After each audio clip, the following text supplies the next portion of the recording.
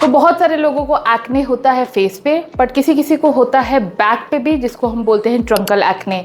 आगे की तरफ और पीछे की तरफ दोनों तरफ एक्ने होता है, जिससे उनके डेली लाइफ में बहुत ज़्यादा कॉन्फिडेंस डाउन होता है और हर तरह के कपड़े पहनने में रिस्ट्रिक्शंस आते हैं। किसी किसी का तो चेहरा बिल्कुल क्लियर होता है और उनको ये प्रॉब्लम सिर्फ बैक और फ्रंट में ही होती है। और सबसे ताज्जुब की बात यह है कि ये सिर्फ गर्मियों में नहीं, ठंड में भी हो सकता है। तो आज के वीडियो में बात करने वाले हैं हम बैक एक्ने, ट्रंकल एक्ने के बारे में, उसके सॉल्यूशंस के बारे में, उसके ट्रिगर्स के बारे में, और इस वीडियो में आपको एक जानकारी देंगे कि ये प्रॉब्लम से आपको कैसे डेली लाइफ में डील करना है। नमस्ते दोस्तों, मैं हूं doctor Garima, I am board certified dermatologist और मैं प्रैक्टिस करती हूं वाराणसी में। तो चलिए सबसे पहले ये बात करते हैं कि बैक एक्ने होता क्यों है। बैक एक्ने आपके वही पिंपल्स हैं जो फेस पे होते हैं, पर ये बैक पे आते हैं, शोल्डर्स पे आते हैं और कभी कभार चेस्ट एरिया पे भी आने लगते हैं, बट इसके ट्रिगर्स काफी डिफरेंट होते हैं। ये फ्रिक्शन, स्वेट, हार्मोन्स का एक डेडली कॉम्बिनेशन होता है। बॉडी एक्ने आपके फेस से ज्यादा स्टबर्न होता है और ट्रीटमेंट लाइन थोड़ी डिफरेंट होती है। तो आपके बैक एक्ने के बहुत सारे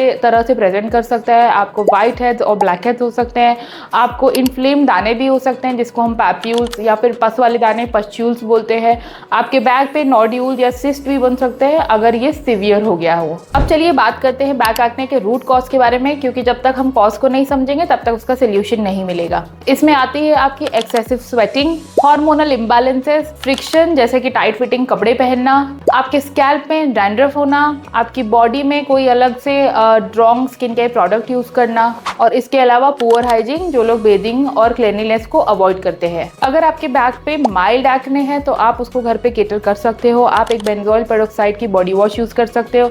आप टाइट फिटिंग क्लोथ्स अवॉइड करो, अपने बाल में तेल नहीं लगाओ। अगर आपके स्कैल्प में डैंड्रफ है तो उसको ट्रीट करवाइए और अपने बैग्स को पीछे की तरफ मत हैंग करिए ताकि कोई फ्रिक्शन हम अवॉइड कर सके। तो चलिए अब बात करते हैं बैक एक्ने के ट्रीटमेंट के बारे में। लेकिन अगर आपका बैक एक्ने रेड, पेनफुल या स्प्रेड हो रहा है तो डर्मेटोलॉजिस्ट के पास जाकर दिखाना इन पर्सन काफी ज्यादा इंपॉर्टेंट होता है। अगर आपका बैक एक्ने सीवियर हो जाए तो उसमें बहुत सारी ट्रीटमेंट मोडालिटीज आती हैं बाय द डर्मेटोलॉजिस्ट, जिसमें वो ओरल मेडिकेशंस देते हैं लाइक ओरल रेटिनॉइड या फिर ओरल एंटीबायोटिक्स चलाते हैं, जिनकी ड्यूरेशन, लिमिटेशन, डोज सब आपके एक्ने को, बैक एक्ने को डिसाइड करके यूज होती है।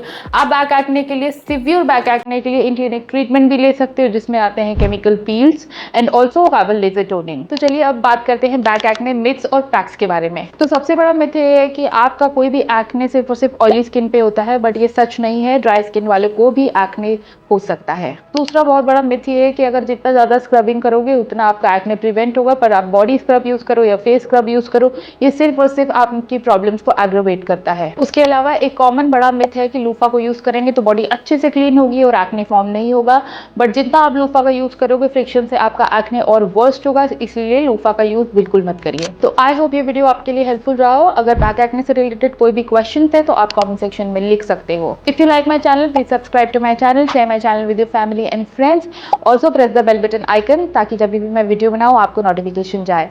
Till then take care of your skin, take care of your hair. मिलते हैं नेक्स्ट वीडियो में।